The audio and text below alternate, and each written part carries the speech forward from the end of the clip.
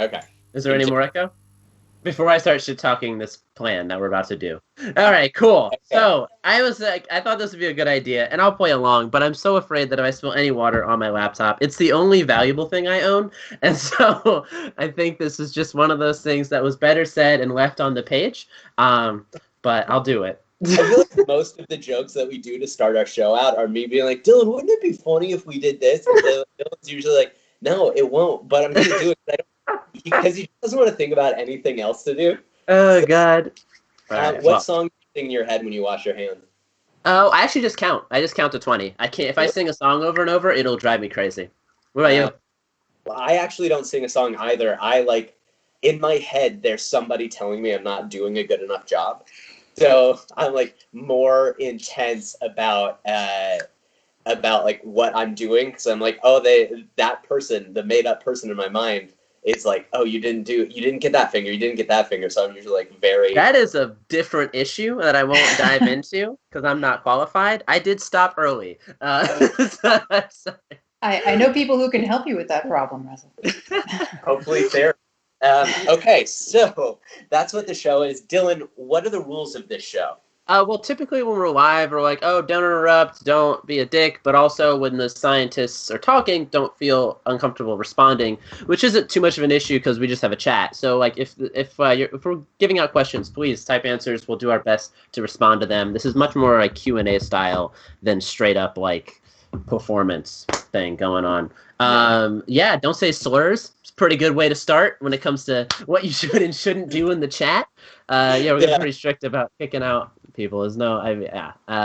Universally, I think a good rule is don't say slurs. It's a bad idea generally. Okay. What? Yeah, if you want to say hi in the chat. You can follow us. All our stuff is below. But also, normally we charge for tickets. We're not doing that now. We want to make sure everybody can view this. But if you happen to like it, check down at the bottom and you can throw us some Venmo or however this works. I'm new to this stuff, y'all. Dylan, how has your quarantine been? It's good. I've definitely noticed that it's one of those, like, people complain about the quarantine a whole lot. My life has changed so little where I'm like, wow, my life was so bad. It's like so bad that nothing has changed. I just can't go to the grocery store as much. What about you? What about me? My life is pretty similar too. I work from home, but it has shown me, like, you know, in movies when someone gets so annoyed by something that they want to rip their hair out and it's like inconsequential. It's usually like a dad, and it's like, why is this dad so angry about this thing? Mm-hmm. Two ice cream trucks come around my neighborhood and they're like competing. And so every day I hear two different ice cream truck songs. Like, one's the normal ice cream truck song, and then one is the, like, do your ears hang low, but ice cream truck remix. And they're like battling at each other, and I have to hear it for, like, they're trying to make their money. So, like, I have to hear them for like 10, 15 minutes at a time just in my block, and then hear them like Doppler effect as they drive away. That's awful, but it is an essential business, so I won't knock them. You're right. They keep those down. We should tell people the run order of the show. Yeah, so we should just get it. Okay, so first we're going to have your best friend and ours and mine, Russell. He's going to come in and do some science. You should do the rest of this because I never do it. The rest of this. This is normally my part. So the way that the show works, Dylan and I do some yucks. We talk in the beginning, and then we bring out our third co-host, who is a cognitive scientist, Dr. Russell Cohen-Hoffing, and he's going to do some science goofs on us. He's going to teach you real science, but goof on us at the same time. Stick around. It'll be great. Then we're going to have our comedy guest. That's going to be a little different this time because we're not able to have our guest do, like, 12 minutes of stand-up, but we are going to talk to a real-life comedian, Nwadiwe, who a lot of you are here for. And then we're going to have our science guest come out. We're going to do science. This will be a little bit more Q&A style than it normally is. We'll have some room for some of your questions at the end, so please type in questions if you have questions for us, and then that'll be the show. So, Dylan, Man, I really feel like you set me up to fail there. Hey, Dylan, what's going to happen yet? And I just like muddle through just like the most awful answer. And then you have what is clearly a full fucking answer prepared. But whatever. All right. Can I be honest, Dylan? I don't have a lot going for me, so anything I can do to make myself feel better is good. Why don't we move this along? Can we bring out my best friend and yours, Dr. Russell Cohen-Hoffing? Oh, I get applause. I was really hoping we'd have like a soundboard and we could do some like canned applause tracks. Would be great. Next time. So, okay. So today, I want to talk about the psychology of isolation. And in preparation, I found a survey that scientists have developed to measure feelings of loneliness. But before we get to this survey, let's just talk a little bit about loneliness. So Alex and Dylan, can you describe for me what loneliness is? How would you describe it? What it is? Or like, how about what does it feel like to you? What are the things that cause it? Yeah. I mean, what I'm gonna sound so plebeian right now, but it's not having friends, right? It's like being alone. It's being alone. Yeah, okay, yes. Not having friends, I think, is a form of loneliness, but I think you can feel alone in a group of people, or like you don't have to, like, physically being alone obviously will make you feel alone. But that's not even true. Some people are alone and they're perfectly happy and don't feel lonely. Like, it's just them and Gaia or whatever the fuck. Right. That's a really good distinction that has actually been bared out in some of the research, where there is a difference between social isolation and physical isolation, right? So, all right. So you're telling me, so friends, right? This is like a social thing, obviously. But what about, how about what does it look like? So let's try to make a little loneliness face. So I'll give you guys another little countdown. And on 3, I want you guys to make your best loneliness face. Okay. All right? All right. Okay. Ready? 1, 2, 3. You guys are smiling. It's too hard. It's too hard to be like, what's a loneliness face? Like, oh man, hey, we'll go play baseball. Like, what? I miss my friends. We're in Brooklyn, 1939. But you know what? I will say, like, those facial features that you did when you were making caricatures of it are exactly what people would describe to be loneliness face, right? Like, it's this, hunched over posture, looking down, kind of closed off posture, and that's a really interesting point I want you guys to just hold on to, because I'll get back to why that's interesting. But so just to recap, right? Like, loneliness is a social thing, and the way that you guys actually, let's just jump into the survey right now, and I'll get back to a psychological definition of loneliness. Right? For our audience who doesn't know us, every time Russell's like, "Okay, now it's time to act it out," is the time where Dylan and I end up feeling like such jerks. The worst. I hate it so much. And it's great because I'm trying to make you guys feel lonely right now too. Yeah, Great. I am. My apartment is a bread box, so there's that. All right, so to do this survey, do we have our little whiteboard app up right now and showing? It's not showing right now, but presumably it will be up. Yes. Jordan's our tech guy. You can't see him, but he is great and powerful, and you should trust him. Everyone just shout your love for Jordan. Oh, there we go. Okay, I'm on. Awesome. All right, so I have this questionnaire. All right, you guys ready? There are 3 questions. Okay. In this, and you can answer one of 3 ways: hardly ever, some of the time, or often. Right? 1, 2, or 3. Okay. And so on the whiteboard, I want you to write down. So of the A, B, C for the questions, 1, 2, or 3. Okay. Okay. All right. I put your name on. Okay, I put Alex's name on there. I'm gonna put my name. Thank you. I think it's showing up. All right, yeah, there we go. Okay, so 1, 2, or 3 for each of the questions. Got it. All right. Ready? I think it's bad to have the questions 1, 2, and 3. Whatever, it's okay. Yeah, We'll figure it out. Right for me? My thumbs are doing this one. Okay, yeah, I'll Gonna write tell for you. you. But all right. So Russell, lay it on us. What's question A? All right. Question A is, how often do you feel that you lack companionship? So that's hardly ever, some of the time, or often. 1, 2, or 3.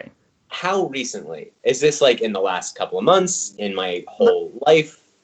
Let's say the past 3 months. The past 3. Cool. Okay. What do you want to write? 1, 2, or 3? 1. Cool. Okay. Second question. How often do you feel left out? Hardly ever, some of the time, or often? 2. Oh yeah, no. For this one, it's totally a 1. I remember when we were running through this. It's like, yeah, my friends frequently yell at me for not fucking hanging out with them. Any of them watching, you do it a lot. I don't ever feel left out. Dylan doesn't want to be your bud. And what do you want me to write for you, Alex? 2. I'm a 2. 2. All right. Question 3. So how often do you feel isolated from others? Hardly ever, some of the time, or often? Definitely 2. I would say that's for sure. 2. 2? Okay. Mm-hmm. Sweet. All right. So if you add these up, you will get a number. So for Alex, he has a 5, and Dylan has a 4. So least lonely guy on the block. I still can't believe that Dylan is less lonely than me. Good. Somebody just wrote, we're watching the creation of an emo band, and I think it's because of how Dylan is dressed. Okay. I got shit about this from who will later be revealed. This is a nice shirt that my friend designed, and I wanted to show it to people. But it's a shirt of a lonely man. Well, you know what? So these numbers, when you add them up, so in these studies, when they have a 7, damn. So let me get to how do you interpret this. So when you have when you add these up, and when they've tested this in populations, right? These aren't worldwide populations, but these are small. Say a population of anywhere from 500 to 1,000 people, and when you look at the averages of these, 3 to 5 is typically a normal score, right? Loneliness is not is a thing that fluctuates, right? That you can feel lonely one day and not the other. But you can also have dispositional loneliness, that some people are more prone to just feeling lonely, right? So 3 to 5 is typically interpreted as a normal number, whereas above that, in a study, 6 and up would be considered lonely on this scale, because that puts you at about the top. In these populations that they studied, it's about the top 5% of people who scored that high on this questionnaire. Oh man. So I guess Dylan is not as lonely as Alex is. That's some good stuff. It's only 1 to 9, 4 to 5. That's a big improvement. I'm also on a lot of medication, so it's not easy going over here. I could be so lonely and I just don't know it. I used to be far more lonely, but I am quarantining mostly with somebody. Oh, that's nice. Now when I'm alone, it's a rare and new thing. So I'm like, oh hey, I get to just be with my thoughts. How great! Oh man. So this is an interesting segue into how the psychological definition of loneliness, right? If you think about these questions are about how you feel, right? It is a perception of how it's defined is that it's a perception that there is some discrepancy from what you want socially, from what you have socially, right? From what you think you have socially. Right, and it's that discrepancy that people are perceiving exists, right? And that's something that will differ for different people, right? You could be in a relationship and still be lonely, right? Yeah. And so one of the really, really interesting things about loneliness, and also one of the concerns, so a lot of this research has been spearheaded by this researcher. His name is John Cacioppo. And in one of his, he writes these blogs and he's done these magazine write-ups. And one of the things that he's said is actually how amazing it is that people are typically not lonely. And on one part, it's interesting why that is. But the other, what's good about that is actually loneliness actually has a big health impact, or it's related to health outcomes. So I don't know if you've noticed, but in lots of quarantine messages out there have been aimed at mental health and isolation, right? Trying to remind people that this is it's a physical distancing, not an emotional distancing. And the reason why they're concerned about that is because loneliness is tied to health impacts, or at least chronic loneliness is. So So studies have shown that loneliness is related to things like high blood pressure, a weakened immune system, cognitive decline, Alzheimer's disease, even. Wow. Right? So these are physical instantiations of a mental state, right? Like, you're already sad. You're like, oh, you're alone. You're an old alone person. Like, now we're gonna hate all these. Also, it's killing you.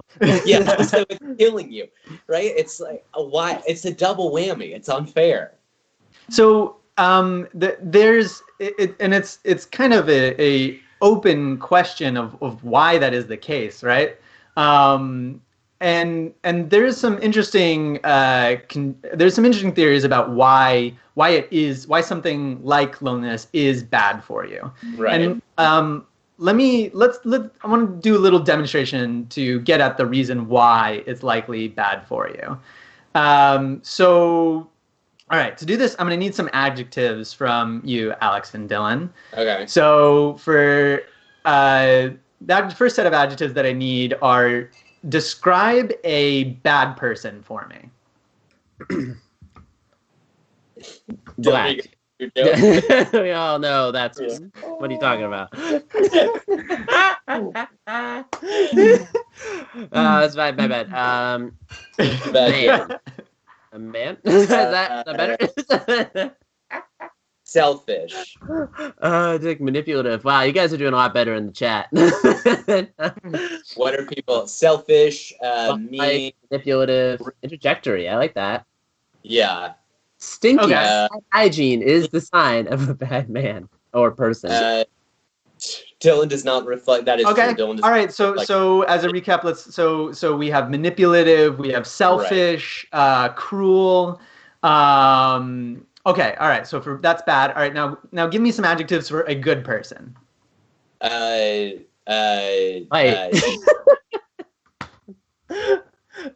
God. No, it does not reflect. Sharing, kind, loving. Empathetic. Is that? Yeah. So we have, and if you think about all of these different, multifaceted. That's interesting. Multifaceted. If you think about all of these, what they're describing, right? All of these things are in relation to social judgments, right? A good person is kind, right? Is empathetic. They know how to deal with another person. Whereas a bad person is the opposite of that, right? And the reason why I'm bringing this up is in relation to loneliness, is that it's bad for our health because we've evolved as social creatures, right? So much so that our social actions, our social judgments are inherent in our morality, right? What makes a good person or a bad person. And when you think about loneliness like this, and this is the way that John Cacioppo presents it, is that loneliness is actually a signal for action, right? Just like hunger or thirst would prompt us to find food or water, loneliness is like a signal that we've evolved, right, over a very long time that prompts us to renew our social ties, right? That prompts us to go seek out somebody else to, not make us feel as bad as we are. And is also because we are such inherent social creatures, that this is why loneliness is tied to our health. So, just to close out this topic, right? The psychology, I think that what's interesting about the psychology of loneliness, it's that it can teach us how to, deal with ourselves as it deals with loneliness as it arises in a quarantine, right? That it's a signal that we can pay attention to, an evolutionary signal that we can pay attention to and act on it. Wow. Nice. That's sick. It's so great to know that if you are sad and alone, you will die quicker, which in a way might actually make your life better because it's over. Wow, I need to stop talking. Yeah, we should bring on our guest. Our first guest. I think instead I'm going to button it by saying, isn't it nice to know that if you're feeling sad and alone, it's your body signaling that there is an antidote. And the antidote is the same with if you are feeling thirsty, you drink water. And if you're feeling hungry, eat some food. And it's nice. I like that a lot more. That's there's a built-in mechanism telling you, like, you need a hug, or you need to shake someone's hand, or you need to say, like, hi, can we talk for like 10 to 15 minutes right now? Because I'm feeling sad and alone. You know who would make me feel real good right now? Our next guest. Let's bring on next guest, the host with the most, Nwadiwe. Woo! All right. What's good? Is he in yet? All right, cool. There I'm in. I'm in. Right. I'm deep. I'm in it. Okay, I wrote some things because I didn't want to butt in, but I did want to. So a first thing I wanted to talk about that I wrote down is can we talk about how it feels like such a trap when someone smarter than you asks you a question? When you said, what is loneliness? It feels like a trap. It feels like, what just give us the answer. You're smarter than us. That is 90%. You're setting us up. I just feel like I'm getting dunked on. It's like, psych, loser. This is what it actually is. Anything. Yeah. On this show, though, we try to treat Russell as though he's not smarter than us. And sometimes he's not. Yeah. Well, this next one is for Russell. I also wrote down, loneliness is a man in isolation surrounded by board games, which this is my board game. Yeah, those are my two comments that I wrote down while I was listening. But you know what? Board games also attract children, and I have a children. Oh, I have a children too. And are they going crazy too? Yeah.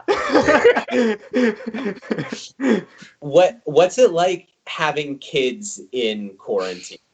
Oh, it fucked me up for the first time like yesterday, Monday, because like, you know, I'm an extroverted introvert. Like, yeah, I like being outside and talking to people and making introverts uncomfortable at how much energy I'm coming at them with.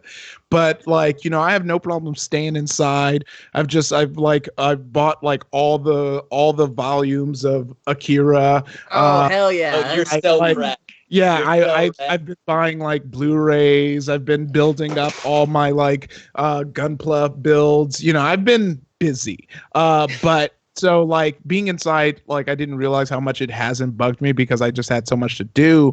So Monday was the first time my daughter like had her like preschool Zoom class, and like just seeing like how much she like locked in, perked up, and like genuinely got excited to see like her classmates and teachers, like made everything set in for me. And like I had to like take a second and go in the room and go into Daddy's cry chamber, also known as my bedroom.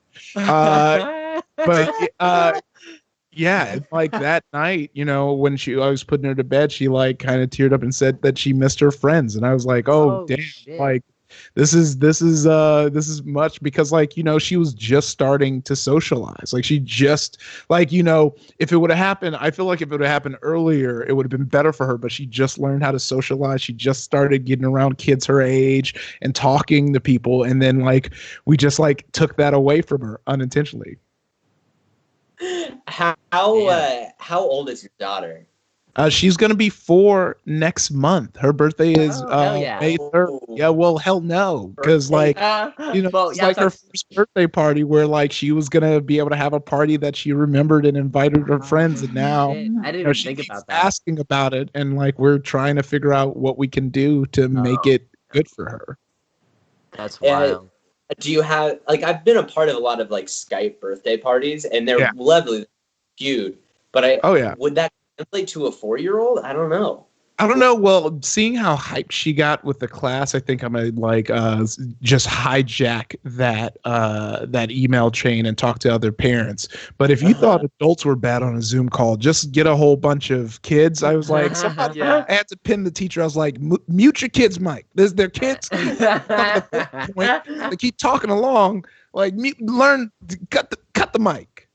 Oh my god. That's I couldn't. Being a teacher right now seems awful. Just it's so hard. It's really hard. Like for trying to have like. So my son is actually my office mate. So we're like on Zoom calls, like right next to each other, and there are dealing with tech problems for adults, and then dealing with them for kids is just like it's hard. It's a hard life. Ify, did you take the loneliness quiz with us? No, I didn't. I was like, but run me through those questions again. I'll run me through. Let's do a speed round. I should have. All right. Speed run. We didn't ask you. Speed run the loneliness quiz. Okay. All right. How often do you feel that you lack companionship? Hardly ever, some of the time, or often? This is right now, right? Past 3 months. The last 3 months, yeah. Of the past 3 months. Boy. Okay. And what is the often number again? 3. 3. Okay, got it. That's a 3 for your boy. Right. 3. Oh shit. Okay. So proud. Also, pretext. I am just recently divorced, so like that's gonna be 2000. All right. Next question. How often do you feel left out? 1, 2, or 3? Oh, that's a 1. Oh, I don't need nobody. I don't know. That seems to contradict the first answer, but I'm sorry. That's might be sensitive. Well, because this is his questionnaire. There's layers to the first answer. There's layers, and then we don't have to get into them. We don't have to turn this to the horny show, but we can start off and go through this. All right. Third question. How often do you feel isolated from others? That's also going to be a 1 for me. Okay. Oh, so that's a 5. Yeah, because I as you can see from the folks in chat, I have a streaming community, so I'm like constantly talking and hanging with folks every day while we barrel through.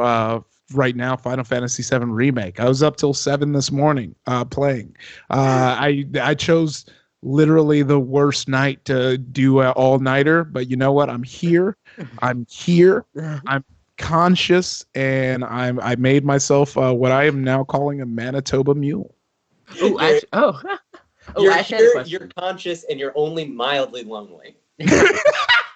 That's the perfect combination. I'm about to just start texting because that can't go wrong, right? Never a good idea to text while lonely. It's like you should not have an important conversation when you're hungry. Bad idea. Yeah. You should text while lonely. You should not text when you are lonely. It's a bad call. Does Dylan?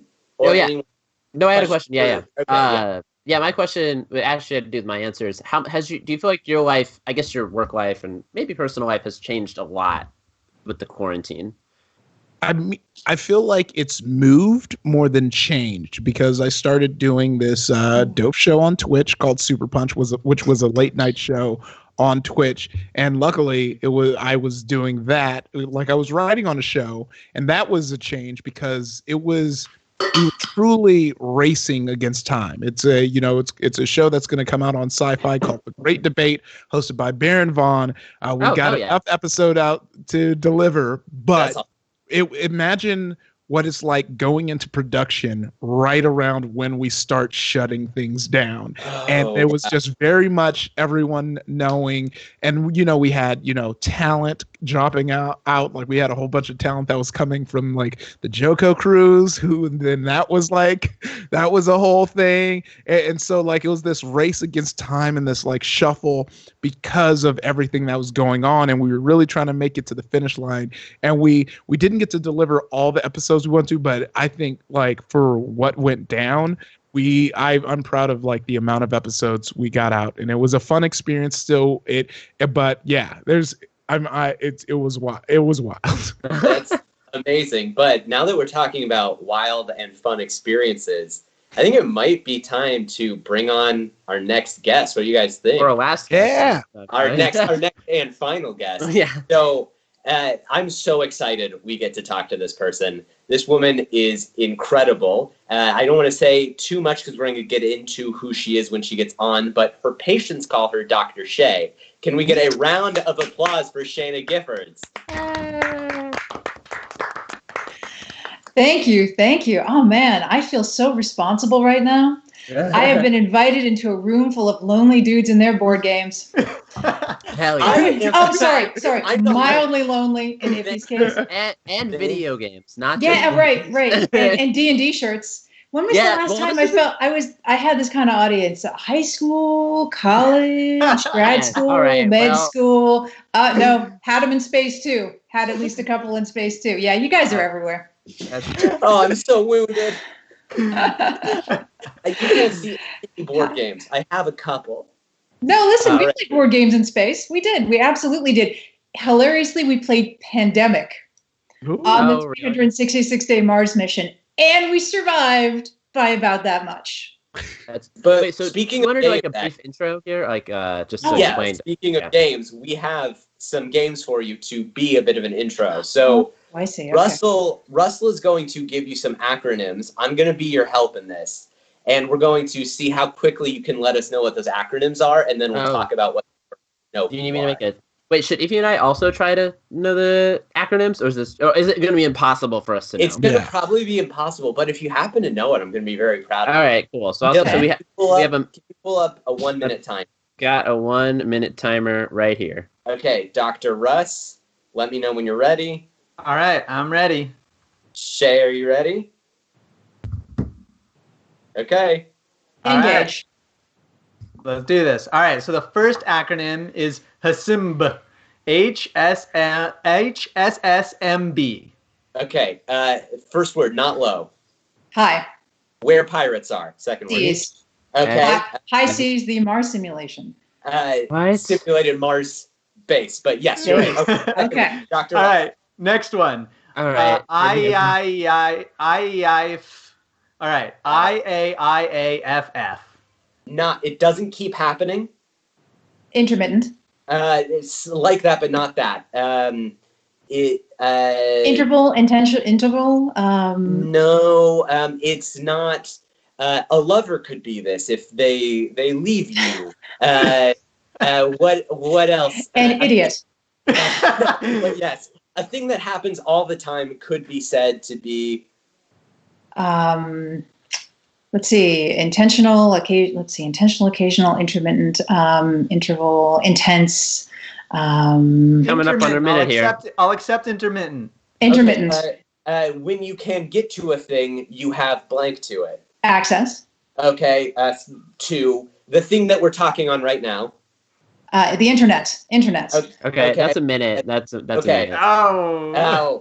It was inconsistent access to internet, alcohol, and fresh foods. Okay. I definitely was a little overzealous when I said, "Hey, maybe Ify and I will know what these are." I was just sitting here inconsistent. The quality of these prompts. Okay, yes. All right. So what's the last one? Okay. Let's talk about what these things mean. So, what is IC simulated Mars base? All right. High Seas is the Hawaii Space Exploration Analog and Simulation. So it was a NASA-funded endeavor to simulate some parts of a Mars simulation, mostly the isolation and the confinement. So it was 6 people. The last mission was 4 people in a 1,200 square foot dome at 3,200 feet above sea level on the big island of Hawaii. So it was a little bit like a secret underwater lair, except it was a Mars base on top of a volcano, kind of where an evil genius would live, except that we weren't all that evil.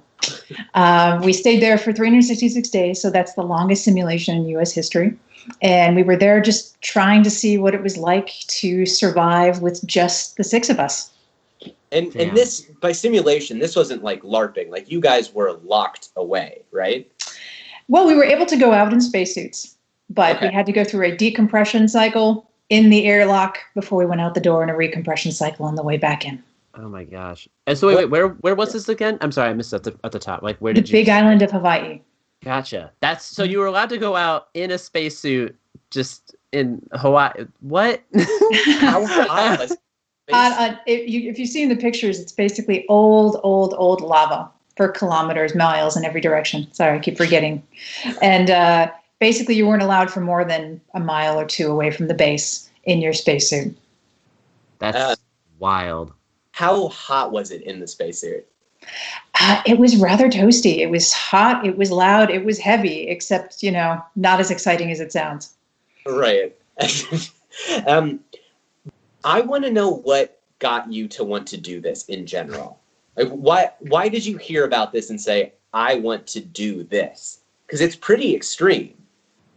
I don't know. I think plenty of people want to go to space. And if you had the opportunity to try your hand at it before doing the real thing, that would be even better, right? To know if you really had the right stuff, enjoyed being locked up with a bunch of other very smart people in like a very extended edition of Space Camp.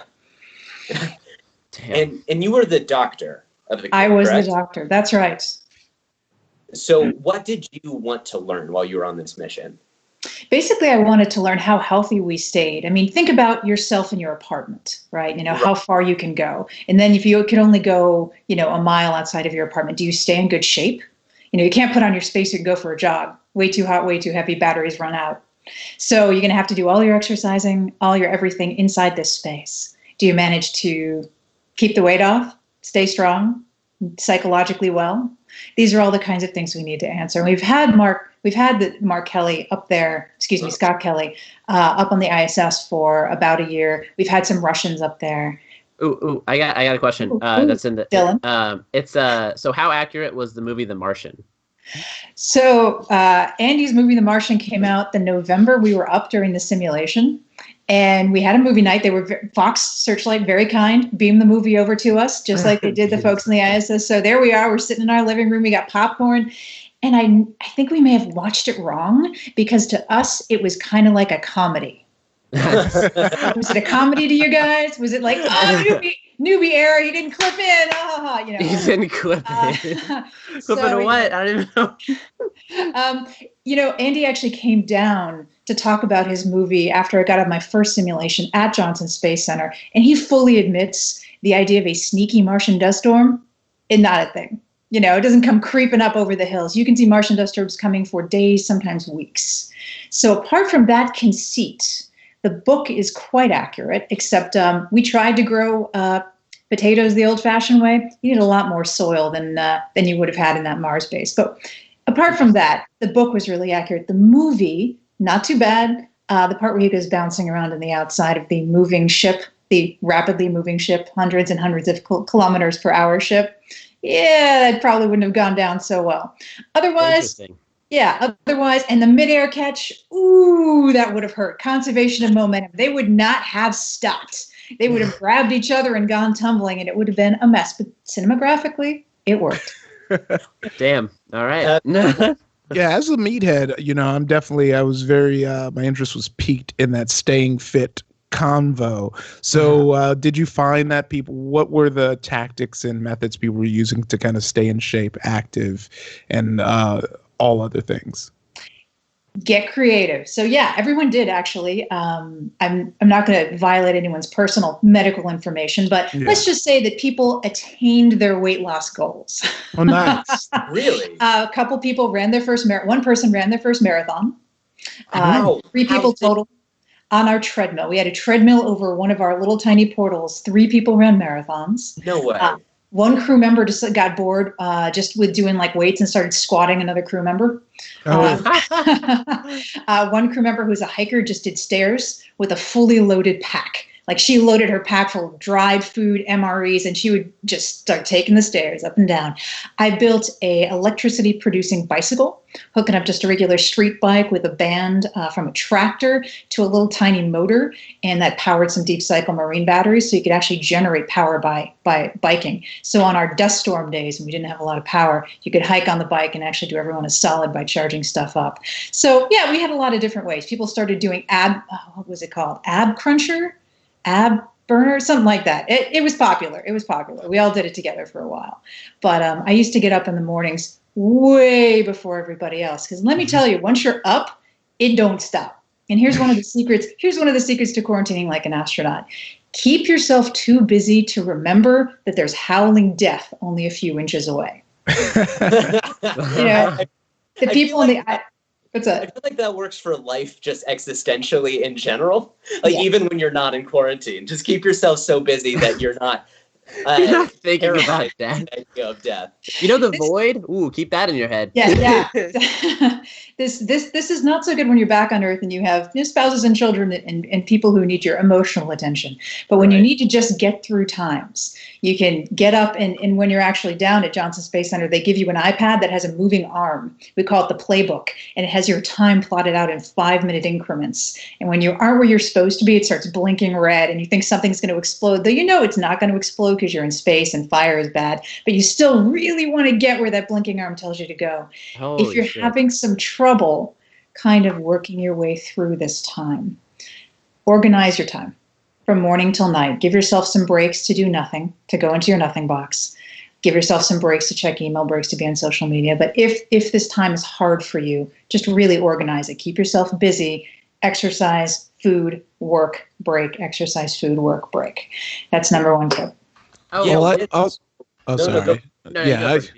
The meathead contingency is piping up again. Scribble Assassin says, are body weight exercises sufficient, or do you need resistance to prevent loss of bone density? Are you still in a gravity well? I don't know what that means. What's the gravity well? Okay, I was going to pretend because y'all did. Right here, gravity well. Gravity well. So if gravity well in the house, if you're on Earth and you have already 9.8 meters per second squared yanking down on you, then you're probably not going to lose bone and body mass as long as you're moving around. But aerobic, the question was aerobic versus resistive, right? So I want to know about the kind of aerobic you're doing, because aerobic can sometimes give you some resistance, especially if you're doing like ergometer, the rowing machine. So that's a really good choice. Resistive has a lot to do with endurance. And also it's really good for cross training. So I work in an injury clinic. I see a lot of sports training, and I know when all this is over and my injury clinic opens again, I'm going to see a lot of running injuries. So all y'all who decide to become marathoners, please listen up. Do dynamic stretching first, not just static, dynamic jumping jacks, side squats, and then go for your run, especially if you're just starting, interval. So run, do resistance, run, do resistance. Bring with you some bands and stuff, stop, resistance, run. You'll actually get more bang for your buck interval running with resistance than you will just flat out running for a shorter period of time. Wow. So I want to know what other sorts of things you did to fill your time when you had time to fill. I imagine during the simulation, you were probably very busy with the science you were trying to run, but when you weren't, and you weren't exercising and you weren't making food, what did you do with your mind? Because I think a lot of us right now are in this place where we're like, well, I've done all the tasks I normally do. I've baked my 5th loaf of French bread for the day. I've journaled, and then I've colored into the margins of my journal like I'm a This is a very specific example, and is this something we should know more about? And I've trimmed my beard and I've put in my beard oil. This is what everybody is saying, and I'm a 5'4" Jewish man. This is what everybody is saying. So what else do you do with your time? I've just admitted to the internet I'm 5'4", not 5'6", and that takes a lot. That's a lot. My buddy is 5'2". He tells everyone he's 5'4". It's a funny. It's like the 2 you inches. always go 2 inches. Anyway, but sorry, let's talk about my height. what other things did you do with your time, or did your crewmates do with their time to keep their minds active? Yeah, so we would sometimes get in our suits, sometimes at night, especially at night, after dinner, all the stuff is done, and go out on astronomy EVAs. And one of the cool things about being 8,200 feet above sea level is you're closer to that now, not appreciably, but you have less air mass between you and the stars, so you can see amazing things. So we used to go out, and it was also one of the only times I could get away from people, really, because you could go out there in your spacesuit and you could shut your radio off. I'll be back in like 10 minutes. And then you could shut your airflow off just for a few minutes. You're not going to die. And then you could sort of lie down and look up through the bowl of your helmet and see the full arm of the galaxy rising. Wow. You'd be just blown away by that, thinking that every single being, if there's anything else out there in this particular part of our galaxy looking up, they're seeing the same. They can see the same from anywhere in our solar system. Any body, any orbiting vehicle, anything could see this if it has eyes to see. And that was really fun. Were video games allowed? Video games were allowed. And I became a pinball wizard. That's not what I thought you were going to say. I thought a Nintendo Switch, maybe. None of those? Or? Yeah. No, there was no internet, my friend. No internet. Yeah. Oh. And no real-time communication. So I know everything seems really hard right now, but we have internet. You don't have a 20-minute delay during this conversation, and you have access to fresh food and, yes, alcohol. So I think you all got it. You got it. You're all over it. You can do this. You can do this. You have each other, fresh food, and you can open the windows. The windows open. That is so exciting. I cannot even tell you how exciting it is to have multiple windows and they all open. One more question, and then other people can ask questions. Did anyone almost? I mean, it seems like anyone almost snapped. Did you really have to talk someone down from the stress of being isolated, or was everyone? I mean, they're professionals, obviously. But we all have our moments. I think one of the major skills of being an astronaut, you can use this too for yourself, for your life, in and out of quarantine. Adult time out. That's some real shit. Adult timeout. So if he's not, he's like, oh heck yeah. Yeah. So you got your kid's blowing up. You're like, you know what? I can't. I'll be right back. And then you go into your crying cave and you have your adult timeout. I'm so glad you brought that back. I was going to try to bring that back, but you got there first. Crying cave is beautiful. No, we have that for me at the hospital. It's the medical supply closet. Something terrible happens to one of your patients and the things aren't going well. You go cry it out in the medical supply closet. God. Everyone knows that if there's a doctor in the medical supply closet, they're probably not getting supplies. You just leave them in there to just cry it out, work it out, come on out. So adult timeout, super important. You know what else is super important? And this was true. I learned this at my first mission, which was literally a set of tin cans, 600 square feet, 4 people. That's like 125 feet per person. Very small. Locked in there, no windows, no access to anything, just mission control and your crew. Get you through, dance party. Oh, God. Dance party right now. Okay, we have to put a song on. Yeah. And then...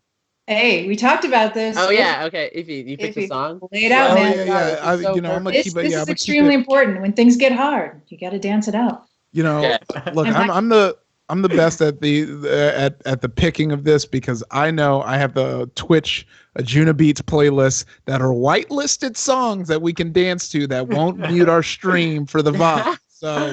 Let me see. Look, we got some Ajuna heads in here. You want some? We actually did this. We did dance parties, and NASA told me that every single crew they'd ever had dance parties. That's pretty fun. It is funny that that's a way that people connect when they're just I guess it's not. It makes sense. Connect. You work it out. Your steps, recalibrate. It's alone time because you're internal when you're dancing. And I know that you guys are very lonely and that you have a lot of. I'm doing fine. My soul is the least lonely. I'm hanging in there just fine. Okay, that link is for Jordan. Jordan. Yeah, he can pick a jam from there. That's true. You're doing good. And I do like your T-shirt. I wasn't making. No, I know. Don't worry about it. Your friend who made it is very talented. Sheyna, I have to ask you the most important question I think I'm going to ask you in my life, which is, does NASA have the access to gravity chambers where we can increase the gravity and train in high gravity situations. Like Dragon Ball Z. Oh, fuck yeah, and see if that can make us stronger. Because as you may not know, but the gravity on Namek is way more than the gravity on Earth. So we must practice with higher gravity in order to fight on Namek. Ify is showing his true nerd colors, and I could not be prouder. I could not be prouder. The answer is yes, it's called a centrifuge. You too can have access to one of these at any time, in any way, in any fun park of your choosing. But mostly we use them in research for a couple things. One of them is training, pre-flight training. Everyone gets centrifuged. But you know what we do? It's pretty cool. We actually gravity train plants. Really? We put them in high G to increase their growth cycles, and they grow faster. And when you put them in higher G, it's something about the way they respond. So we're actually thinking about having these little hyper G chambers and interplanetary missions to grow food faster. So I have a suggestion. Could you just dance with your plants and just like do swing dancing? I don't think that's going to be enough consistently. You know what though? Here, I actually had an idea. I was thinking, what if you did have some very hyperviscous fluid? And you could submerge just your feet in the hyperviscous fluid, and you could actually almost either dance or ice skate, kind of fly through the fluid in a regular way. You know, you're going to give yourself some resistance. I mean, the real problem with being in space is your fluids tend to migrate up. But if you have some sort of force that's pulling down in a constant way, they have pants, squeezy pants, basically, that you put it on, penguin pants. But it would be so much more fun to dance in a hyperviscous fluid. That would be a great time in the stars, out there in space, dancing in your hyperviscous fluid, ice skating in space. We're gonna have to make this happen. These are the kind of dreams that scientists dream. Oh goodness, Jordan, did you find a song? Or are you able to play music? Or has it gone awry? I think people will be able to hear your voice, right? Jordan is our tech guy. He's doing a great job making sure this whole stream doesn't fall apart. Yeah. Ify, do you have any suggestions? Oh yeah, well you would just play out your desktop audio and then the desktop audio source, or if you're using a separate source, you can, if you're on PC, you can go into your audio settings, open the sound settings. Now we're getting into deep, and then advanced sound setting allows you to pick specific output devices for specific apps, which is what I used to do with my Go XLR, which rerouted different stuff. Don't worry, off stream, I'll teach you all my tips and tricks. But now, and I won't. Oh, finish. No. We have requests from the Twitch stream that you just sing, Dylan. Oh, we'll dance great. to you I have singing. a guitar. Oh, dude, bring that thing. Come on, Dylan. Do you like the mountain goats? I don't know if I remember the Yeah, mountain we goats. love the Hold mountain on. goats. Yeah. Definitely. Oh, this is even better. Yeah, all right. Live This is better. If I knew I could have bullied Dylan into playing his guitar, we would have started there. Way earlier. Yeah. That's Right another there. thing too, is now is the time to learn the musical instruments, assuming you don't have thin walls or touchy neighbors. You know, if you'd always wanted to play didgeridoo, this is your moment. You know, if you want to master the ukulele, embrace it. I think I'd listened to one of my crewmates go from 0 to a ukulele master in the course of a year. I think I heard House of the Rising Sun on ukulele about 5,000 times. But and this is another thing. It's like, but hearing that song was a sign of Cyprian, our astrobiologist, just doing his thing. You know, it was beautiful. The annoyances that people have, you know, Sippy's favorite way to get down the stairs was to throw himself like a sack of potatoes down the stairs. You knew it was him. You knew he was coming every time. And our chief engineer has the world's weirdest British Texan accent. And every time he'd start saying in the kitchen, "Ole!" but like with a British accent, you know, that was him. That was his deal. And you have to sort of find these things not as annoyances, but as almost like gifts, like sweet signs that there's other human beings here. Because let me tell you, I love how you call it the world's weirdest British Texan accent, as if there's a list of less and less weird British Texan accents. Because I don't think I can imagine that accent without it making me deeply confused. It was a thing to behold. It really was. Like But literally the world's worst idea. I but- have my headphones No, on. we're I doing can't it, hear Tim. any It's gonna be snuggy good. replies yet. And just so people know, in the Twitch stream, we have some pictures that we're cycling through of the bass and of Sheyna, and we'll just keep switching those up as this goes on during the dance party. and Or my not. crewmates. I think Did one of we- them does have Angie playing the guitar. Did we figure out how to get the Spotify to work? Just start playing your guitar. Dylan, you That's are what our we're doing. Spotify. Dylan, you're on, Dylan. It's This on. is awful. Hold on, I'm trying to remember the chords. I haven't played guitar in Figure it out months. while you do it. All right, but how's it? I hope that. Does anyone know the Mountain Goats? This is not a dance song. We're gonna We'll does anyone dance know, how does that one fucking song go? It's Just like keep just keep going. nah, it's Are we all dancing, sitting We're all down? dancing. I'm standing up. You can join. I can't. He's got to keep going though. He needs to sustain beat. Okay, hold up. Okay, that's it. Just keep going. Aw. Wait.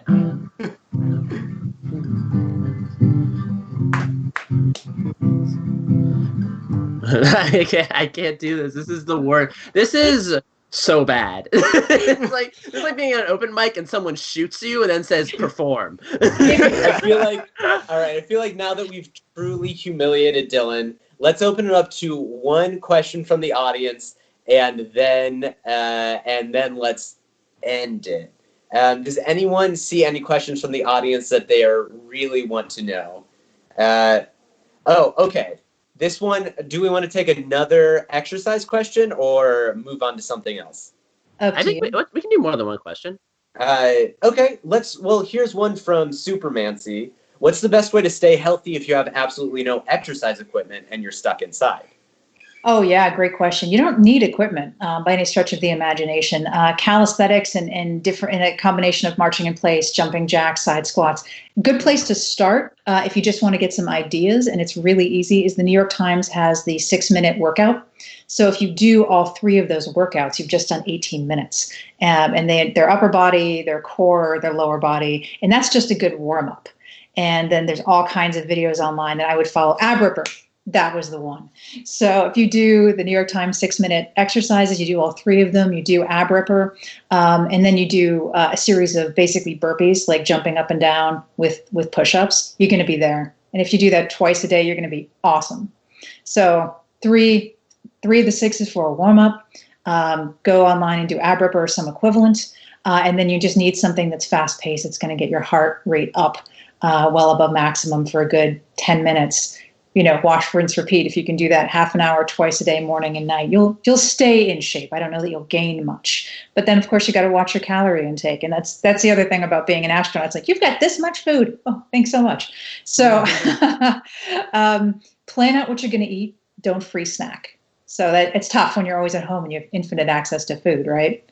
But yeah, if weight is an issue for you, plan it out, stick with it, and feed yourself little snacks, but healthy ones if you need them.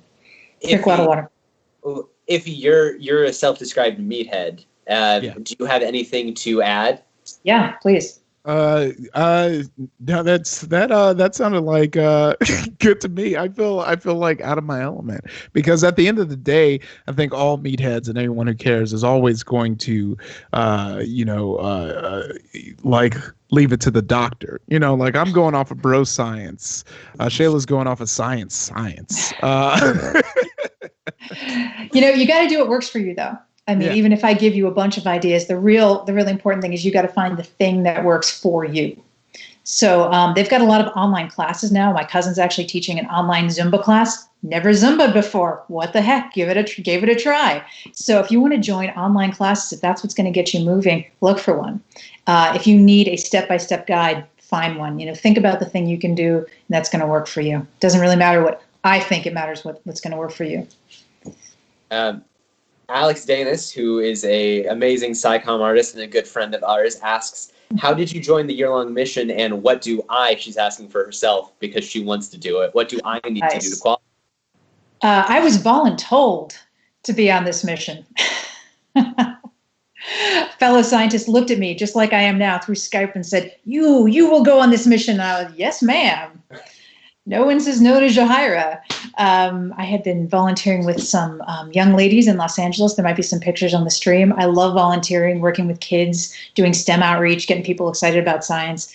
And I had found her to talk to the kids because she is a Latina. I'm not. And I wanted her to tell them that they could grow up. They could do it. Look at me. She's a PhD. She had gone on the first high seas mission. And she got them all excited. And then at the end, she looked at me and says, and you will go on one of these. Okay, all right. You got me. So for your friend, you can sign up at NASA to be part of the subject pool.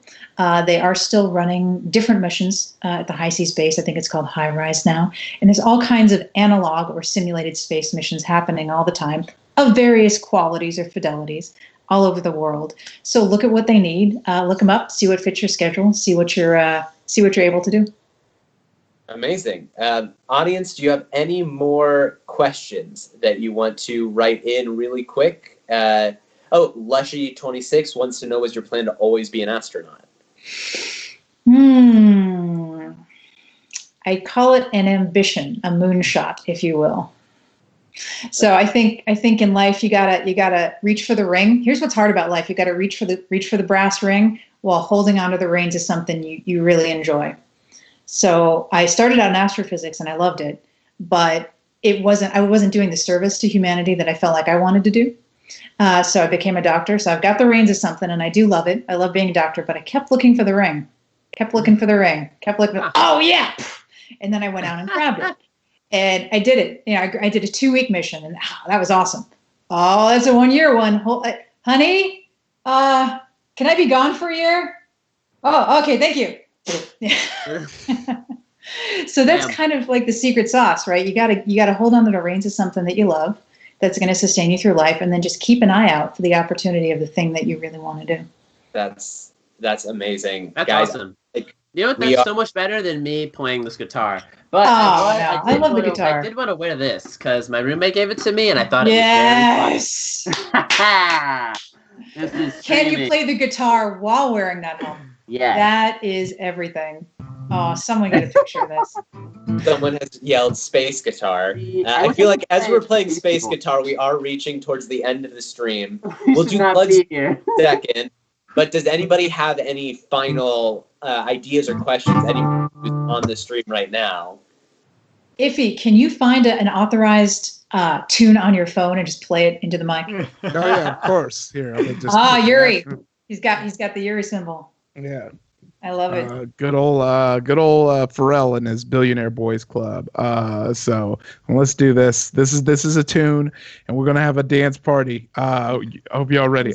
See, it's so funny. I want it to be something funky because like the Juna Beats are all of a Juna Beats family, which can range from like trance, ambient. So we're gonna find. Okay, this is called nuclear fusion. This has to be, bumpy, right? Let's see. Here it is.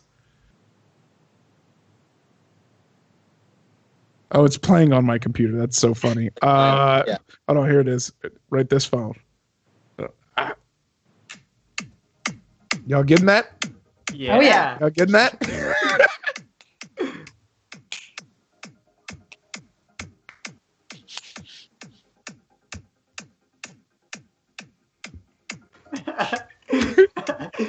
Dylan, are you turning the lights on and off? That's awesome. Are we doing? We're doing some disco lights.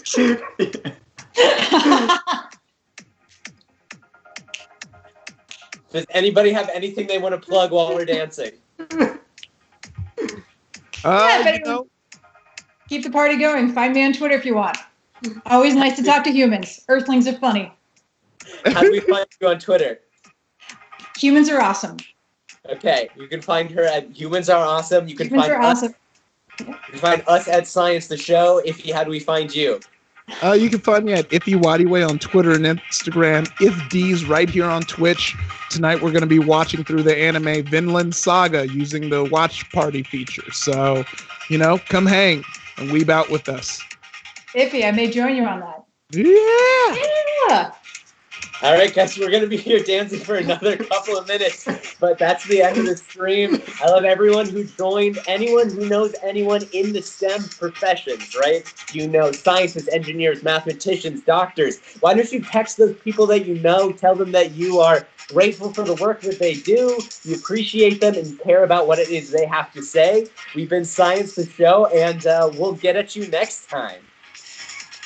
My friends, thank you for quarantining with me and joining the mission to save humanity. You guys are heroes and kind of simulated astronauts now.